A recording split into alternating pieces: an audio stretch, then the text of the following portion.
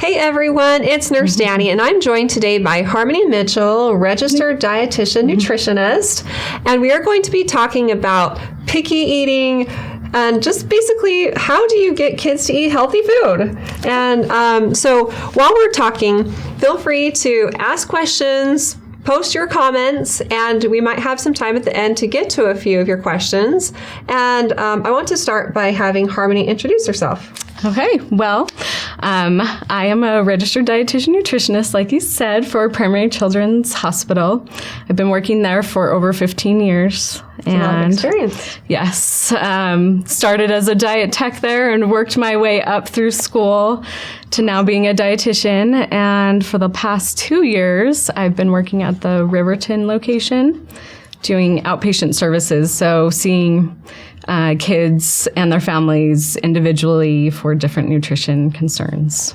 And along the Wasatch Front, other than the Riverton campus and Primary Children's, are there other locations for parents who might live in other areas of the valley? Yeah, we have other services in Layton, at the main campus, and at Riverton right now. Awesome. Yeah. Cool. And what's the best way for parents to get connected with a dietitian if they have concerns about their kids? Through their primary care physician, they can send a referral in. We do have scheduling too that you can find online on the Intermountain website. Okay, cool. Yeah. So let's start out by talking about some basic nutritional guidelines for parents. Like, is there bad food versus good food, and how much food should our kids be eating? Because I think as parents, as we watch our kids eat, sometimes we might just think that they need to be eating more than they should. And so maybe that's why we're concerned about small children under eating, or maybe they should be eating as much as they're eating and we're worried it's too much. So what's a good guideline? Yeah, that is very common concerns for parents, wondering how much, when. And I think one of the first things I like to start with is having your child on a schedule. And so having them, know when breakfast is about the same time each day, if they're going to have a snack between breakfast and lunch. Routines are so important for kids for everything. Yes. Sleeping, eating, playtime, nap time, right? Right. Yes, it's so important. And sometimes we focus on those schedules in other aspects and we forget about the nutrition aspect and, making that schedule for our kids as well. What does a good schedule look like? Like, say babies are entirely different. Let's start like young toddler years and like school age. Yeah, so for young toddlers, couple snacks and 3 meals per day. So breakfast, maybe a snack, lunch, snack, dinner. We typically tend to follow a similar pattern, right? Yeah, you get hungry mid-morning, you eat early, and definitely in the afternoon. That's my hot time. Oh, yeah, definitely. Try to stay away from the pantry. Yeah, and, and especially school-age kids, they come home from school and they're starving. Yeah. They may have had lunch at 11 and they're getting home at 4. Yeah. It's been a big gap. So I've been getting a lot of notes home from school saying that they have snack time. And they've suggested snacks that they can bring that are easy and healthy. That's so nice. Yeah, schools may be catching on to that a little bit. That's awesome. Yeah, I really appreciate that because that after-school snack can be so important for kids, especially school age, as they're running off to different activities and they're, on the go and they haven't had anything to eat for a little while. So it's an important time for them to get a mixture of nutrients, fuel their bodies, and then have them wait until that next meal, the dinner time. So grazing. Yes. How do you feel about grazing? I try and avoid it, quite honestly. I think we can still kind of even call it grazing when you're having a meal, a snack, a meal. But there was a couple hours to separate it instead of like 30 minutes. Exactly. So having a couple hours at least in between and having those times be like, the kitchen is closed during this time. So, we just had a snack. Let's find something else to do. Possibly we're not hungry. We're bored. Yeah. We're looking for something else to do. They need some distraction instead. Right. Maybe some chores to do, Yeah. So when it comes to eating in kids, what types of food are best? Like when you talk about snacks in mealtime, are there certain foods that you should avoid or that you should encourage? Yeah. I try not to assign foods names of good or bad foods. I try and just have them, all foods can fit in. But of course we want to include as many food groups as we can. And we want to make sure that certain foods aren't taking the place of some of those food groups too. So, our snack food group isn't taking place of some fruits and vegetables. I think that's really important, is to having those differences there. So what do you do if you're trying to encourage healthy eating and they just will not eat? Right. How do you deal with picky eaters? I had one of these. My daughter, I've shared this a few times on Intermountain Moms because it was like traumatic for me as a parent. I totally get anyone who's struggling with this, because from the day she was born, she was a poor eater. And I had issues with breastfeeding and with feeding her the first year. And then it continued on. And literally, I was like, I would have been so happy if she would have eaten chicken nuggets and macaroni and cheese and cheeseburgers and all the other things that most kids want. All she would eat when she was like 2.5 were string cheeses and pudding snacks. Literally, I couldn't get her to eat anything else. And so our rule of thumb was to put in front of her what we were eating. And I would make her at least try everything. And then if all else failed, then I would give in and give her what she'd eat, because I was afraid she wouldn't get enough. And then once she was in kindergarten, I told her part of going to school is growing up, and that means you eat what we eat. And so no short order cooking anymore, and you eat what we eat, or you don't get anything at all. Right. So how do you did I handle it the right way? How do you handle it? I do agree on the short order cooking. Let's try to avoid that if we can at all costs. And instead maybe give your child one thing that maybe the cheese or that, include that with the meal, but include a variety of foods too, so that they're still getting exposed to some of those. Sometimes you see school age kids, all of a sudden they come home and they tell you they tried something. Well, it might be because their peers, had that food at school and they hadn't been exposed to it at home. So continuing to offer the variety, it's a patience thing. It definitely takes time and patience, and letting our role as parents, we want our child to be fed and to grow and to do all that. And we worry that if they skip a meal, they're not going to do that. But they'll make up for it. Kids are really good at balancing how much they eat. So they're not going to let themselves starve, essentially. So when you talk about like sleep training a baby, sometimes you just have to stick it out for 1 or 2 weeks even, and just be persistent and consistent about it. And then they'll learn how to self-soothe, and everyone will be sleeping better. So you're saying it's similar to breaking the picky eating habit. Just be persistent and consistent about it for like 1.5 weeks, 2 weeks, and then they'll eventually learn. Yeah, there's actually something called the division of responsibility. It's by Ellen Satter. And it's that the parents decide what, where, and when the child's going to eat. So what they're going to eat, where they're going to eat, ideally at the table, and then the times. And then the child decides whether they're going to eat it or not, and how much. And so just letting them, you've made the choices, and that, there's good choices there, and then they decide whether to eat it or not. So are there ways that you can avoid, or that you can involve them in choosing certain things that might be on their plate that will entice them to eat it? What fun tips and tricks do you have to get picky eaters excited about eating? Definitely involving them in the kitchen. So the more that they're able to help, they like to be involved, going through a recipe book, picking out their favorite recipes. We did that with my daughter earlier this year because she, like I said, I think we kind of broke the mold a little bit. She now eats what we're eating, everything but mashed potatoes. And I'm like, what if someday you get engaged and you go to your future mother-in-law's house and she makes you mashed potatoes? We need to prep you for that moment. And so you're not gagging and throwing up in her kitchen. I've literally had this conversation with her. So I'm like, okay, so every time we have mashed potatoes, you're eating 5 bites. And then you can eat whatever else we're eating. But that's the only thing that I have been able to break her of. But I totally forgot where I was going with this. Cookbook. Yeah. So I decided that I would let her pull out a cookbook and fold down the corner of all the recipes that she wanted to try. And I was like, okay, these sound like fun recipes that we could try. And then desserts. I wanted to help her learn how to bake. And so she picked some recipes. We went through that. And she's really expanded her palate by giving her the options. I love that you've given her those options. I also think it's important to make it fun for them. I've had some patients that their kids were resistant to adding like whole wheat bread. They're like, the white bread is like our staple and we can't move past it. And so we had them try making a checkerboard out of their sandwich. So, they made their sandwich with half white and half wheat and then would flip, cut it into squares and like flip it and make it fun. Also hard for the child to peel off, the whole wheat. So exactly. Yeah. So then they couldn't, avoid that whole wheat and they would try it a little, but with their favorite.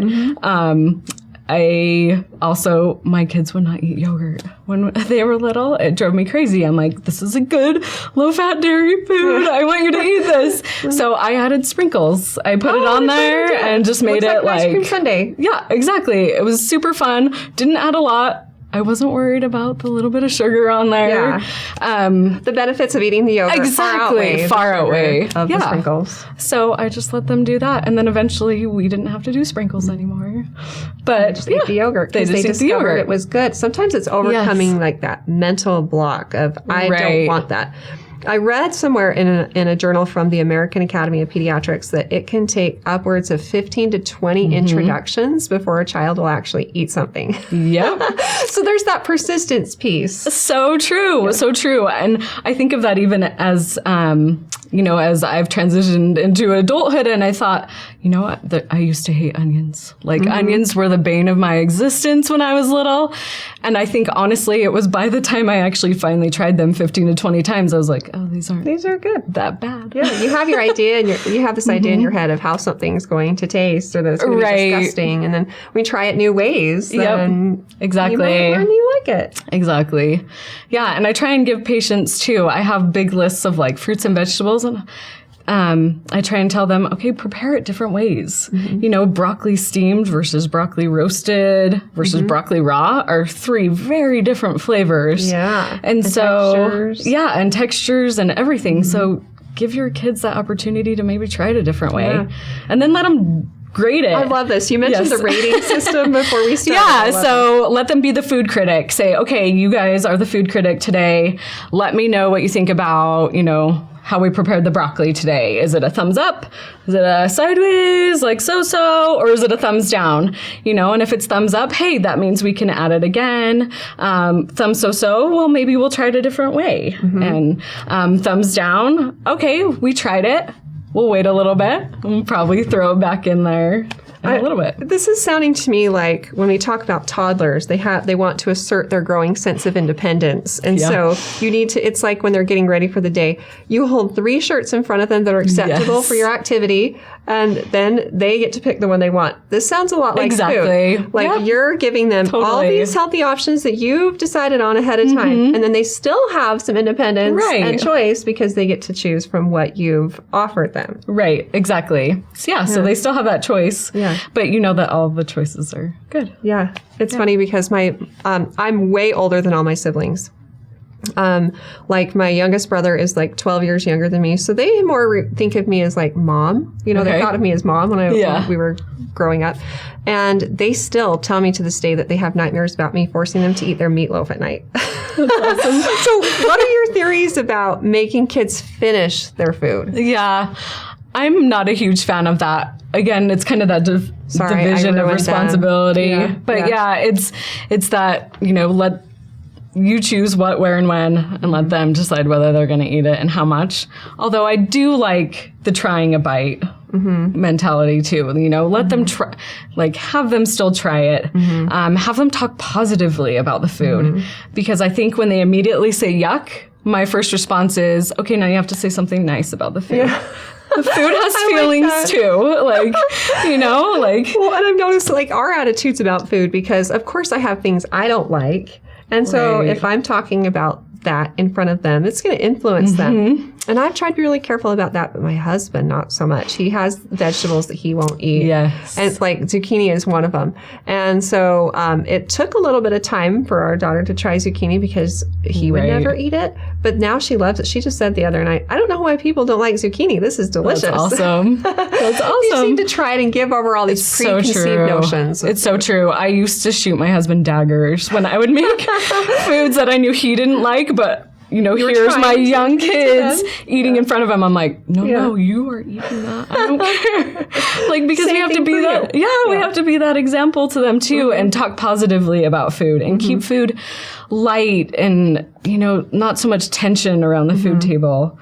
So. I want to get to that. That brings up a good point. Tension around food. That can be associated with weight, which is a concern for kids these days with obesity. Hold that thought because we have some good questions too. Okay. So Roxanne says, my 1-year-old loves ice cream. Is that something I should be letting her eat? Yeah, it's okay. Again, no good or bad foods, but I think it determines on frequency and how much. So you as the parent, you're deciding how often, how much, and I think on those types of foods, like, try not to replace some of the other ones that are important for them to have. Say they've eaten, they've had great meals throughout the day. Have a little bit, give them a little taste. Is it bad to start associating food with a reward? Like if you eat all your dinner, you get dessert? Yeah, and I do try and avoid that, like not tying food in with a reward, but it's the 80-20 rule. We talked about this. I was so happy to hear it was 80-20 because that's kind of what I follow myself. Like, I have no problem eating well for breakfast, eating a well-balanced lunch. I can eat a salad for lunch every day, love them. But I kind of like to eat what I want to eat for dinner, but still not go overboard. And then that, like, as I budgeted, that makes me think, like, I can have a small bowl of ice cream tonight because I've eaten well 80% of my day. Right, exactly. And that's the thing, like 80% of the time, like, most of the time we're trying to get those good foods in. And I even just used good again. See, it's such a hard thing to stop. But those foods that we know that are healthier for our body, getting those foods in. And then, let some of those fun foods, those foods that might be a little bit higher in sugar, might be higher in fat, they can work their way in a little bit. Yeah, I love it. Well, and in the case of like a young toddler, if they're not drinking milk because they don't like milk that much or something, it might be a source of dairy for them. Dairy. Yeah. Yanitza says, how much water should kids be drinking? Good one. So let's talk about water and juice for kids. Yes. Water kind of varies depending on age and weight. There are some calculations out there, probably far too much for parents to do. But, I would say just keep offering. Did she have an age? No, just kids in general. Yeah, because like for babies, we have to kind of specify. Babies should not drink water. It's exactly. Breast milk or formula till a year. Yeah. So let's just talk after that. Yeah, after that. I kind of just offer it as they want, but at meals and snack times. And really, you can look for things that they're not getting enough water by, if their urine is concentrated. They're still in diapers and you're not changing that many. Yeah, or exactly. Potty trained, but you've noticed they're not going as much. Right. Yeah. Those might be indicators. You're out in the sun, you're doing things when you might need maybe outside for a little bit. Those would be indicators for me that maybe they're not getting enough. But God, to even throw out a number, like adults, it's around 8 cups. Kids are going to be a little bit less than that, They're depending on than age. Us. Yeah, exactly. So a little bit different. But juice, we were talking about this kind of beforehand. 4 to 6 ounces is kind of the recommendation. And that's not that much because a cup is 8 ounces. Like teeny. So this is like a half a cup to 3/4 of a cup of juice. Yep, exactly. Yeah, that's not very much. No, and I've had juice. Parents like dilute it so that it's half, maybe a half a cup of juice and the other half is water. And that's kind of it for the day. But I could go a little farther. From a dietary standpoint, that's a great idea. It makes me think of like cavities. So the timing of it is also important. So they're not like drinking it, whether it's right full strength or watered down right before going down for a nap or bedtime. Exactly. But ideally, even with juice, and other sweetened beverages, I'm kind of a fan of let's just eat the whole fruit instead. Yeah. And have an apple instead, have an orange and get your fruit in that way. Yeah. So. I remember the first time I actually juice an orange. It was Christmas because I don't usually do that much. And my kids were shocked to see that is what it was in its pure form. Right. It's kind of fun to show them this is where it comes from. So eat the orange instead and it'll taste you get all this juice that's in there, but you also get the fiber. You get the filling effect when you're eating that whole fruit. I think about eating an apple versus drinking that half a cup of juice. Yeah. Okay, one, you can finish and be done and still be hungry. Totally. Eating an apple takes a while and it fills you up a lot more. Yeah, definitely. Yeah. So that's a good snack. Yeah. It's a great snack. Yeah. That and some peanut butter. Yeah, absolutely. Yeah. So back to the heavy topic of associating what we eat with weight and childhood obesity. Right.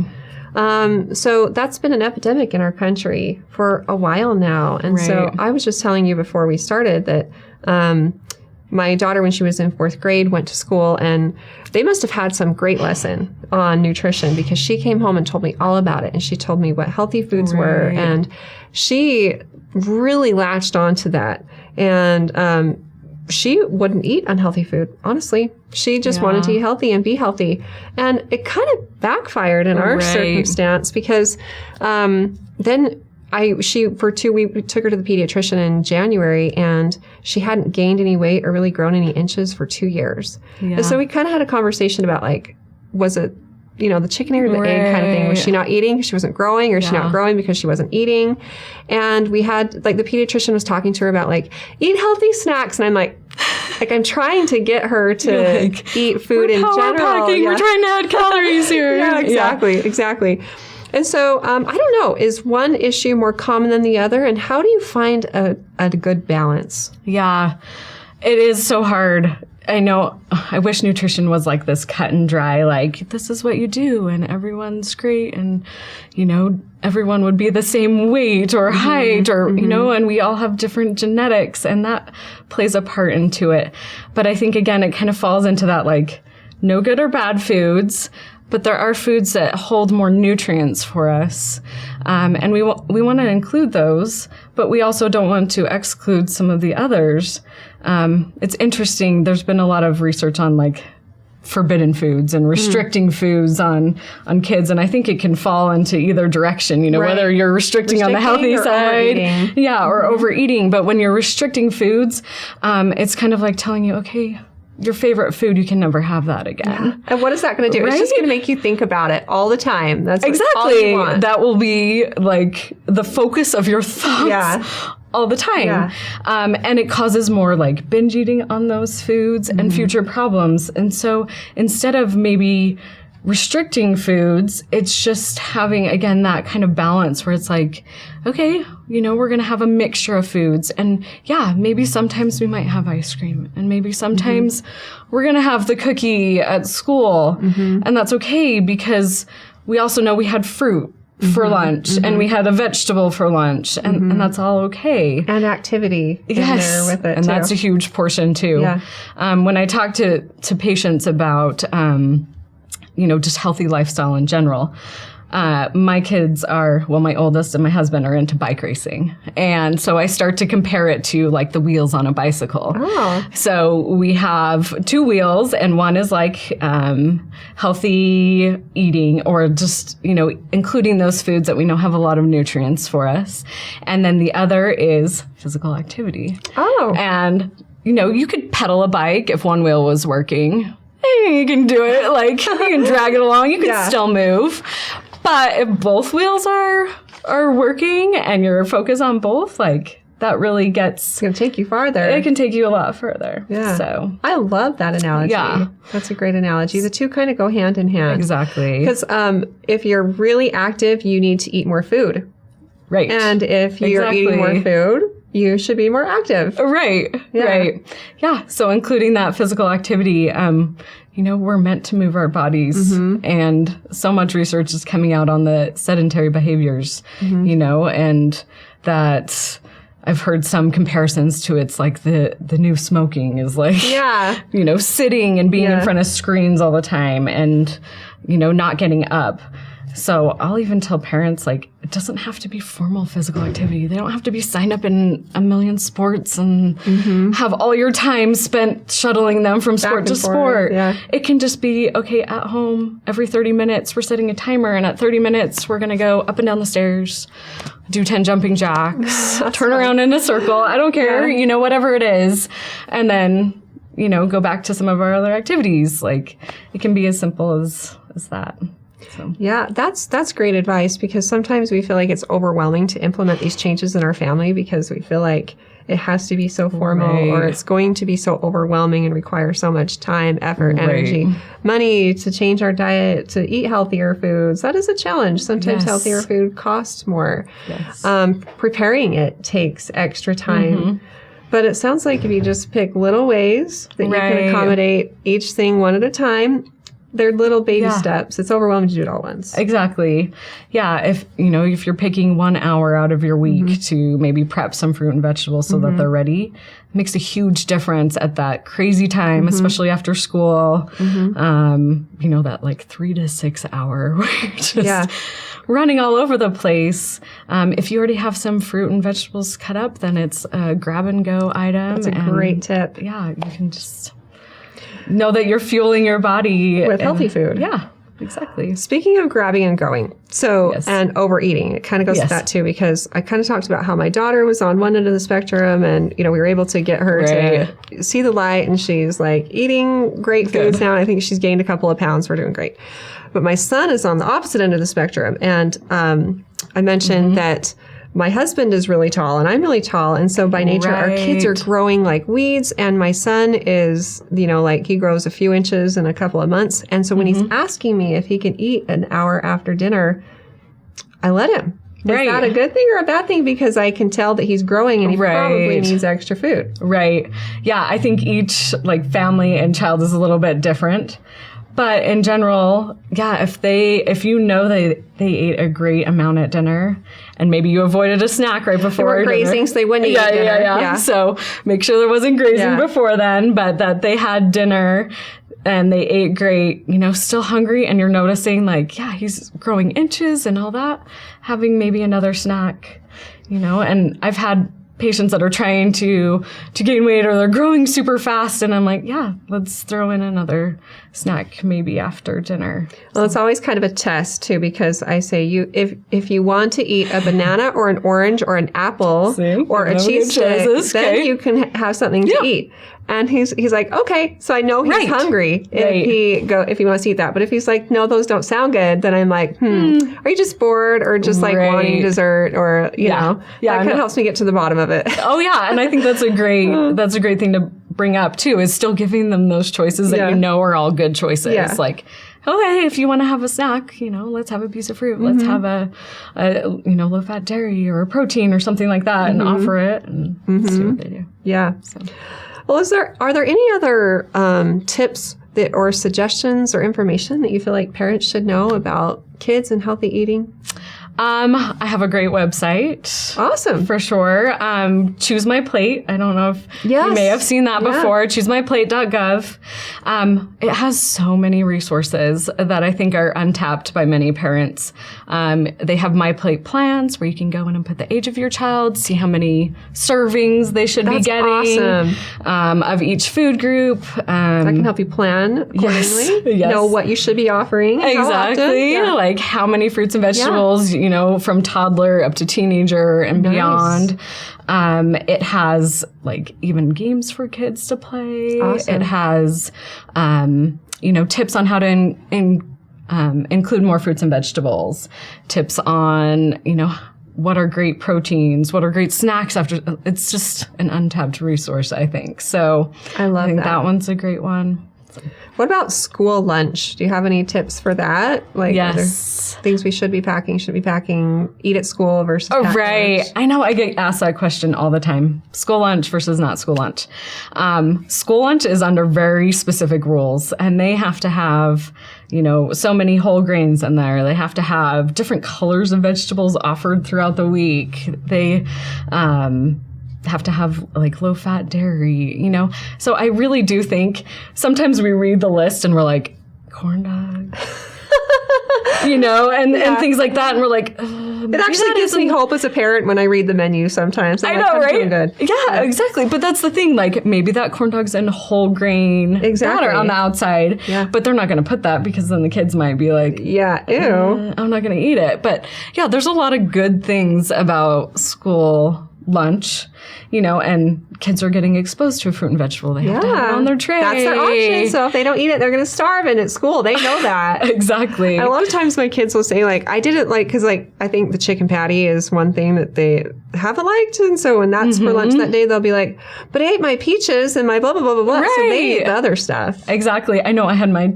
son do that just yesterday. He's like, I realized I didn't like part of the main course, so I just ate my carrots and my fruit. And it's like, great. Well, okay, we'll definitely have a bigger snack. Yeah. But that's okay. Like, you ate your fruits and vegetables. Yeah. That's okay. And I think it's important for parents when they're packing a lunch, maybe their child doesn't like any of the foods offered at school. I think it's still so important for them to include a fruit and vegetable. So often we're like, lots of carbs in there. It's the chips and the fruit snacks and the Rice Krispie treat and the sandwich. And it's all of these things where it's like carbs. And we're missing that fruit and vegetable or protein. And so if there's a focus on that, I think home lunch can definitely have its role too. Maybe there's only a specific vegetable that your child likes. So pack that vegetable in. Yeah. And they might get bored of it. So throw in a different one time and you might be surprised. They might eat it. I discovered that there was some food exchanging happening at lunch. That there was one day we were at the store and my daughter surprised me by something that she was asking for to, put in her lunch. And I'm like, that's unusual for her.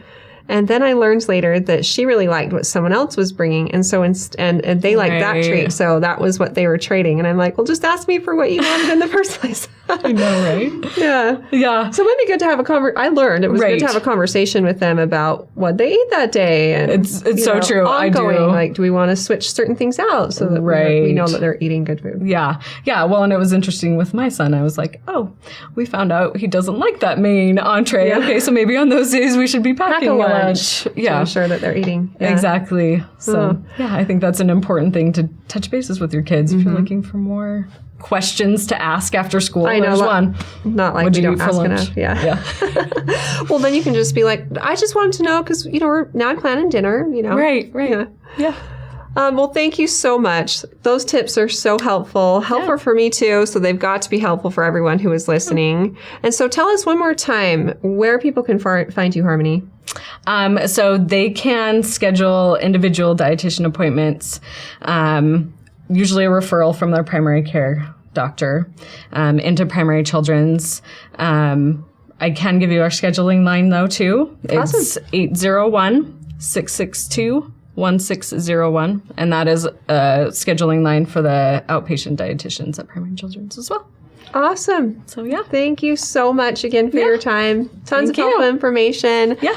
And of course, if you guys have questions for me, you can find me on Instagram and Facebook on Intermountain Moms. And you can also check out our YouTube channel where we have a video library full of tons of videos on this topic and others in case you have more questions in the future. Thanks everyone for joining and have a great day.